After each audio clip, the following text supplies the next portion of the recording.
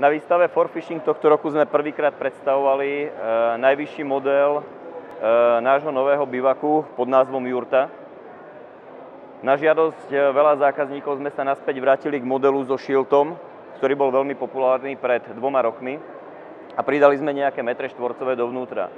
Vytvorili sme tak jeden z najväčších bivakov, ktorý má vnútorný priestor okolo 12 metrov štvorcových. Znamená, že jeho dĺžka je 4 metre, šírka je takmer 3 metre. Nech sa páči, poďte sa dovnútra pozrieť. Ako dobre vidíte, tento bivák poskytuje obrovský vnútorný priestor.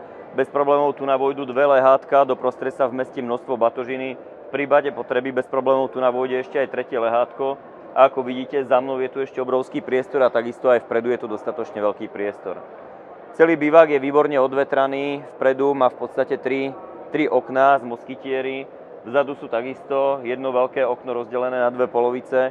To znamená, v prípade horúceho počasia môžete si otvoriť kompletne okná a nechať priestor vzduchu, aby stan bol dostatočne odvetraný. Okrem obrovského priestoru poskytuje aj dostatočnú výšku. Vnútorná výška je 175 cm. To znamená, bez problémov sa tu dokážete postaviť a vykonávať bežné činnosti v bivaku, keď potrebujete, sa prezliezť alebo pripraviť si nejaké návesce. Celý bivák všetky švy sú dôkladne podlepené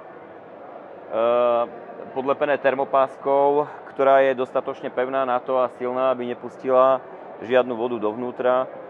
Látka má nepremokavosť 5000 mm vodného stĺpca, takže celý bivák je dostatočne chránený proti pretekaniu vody.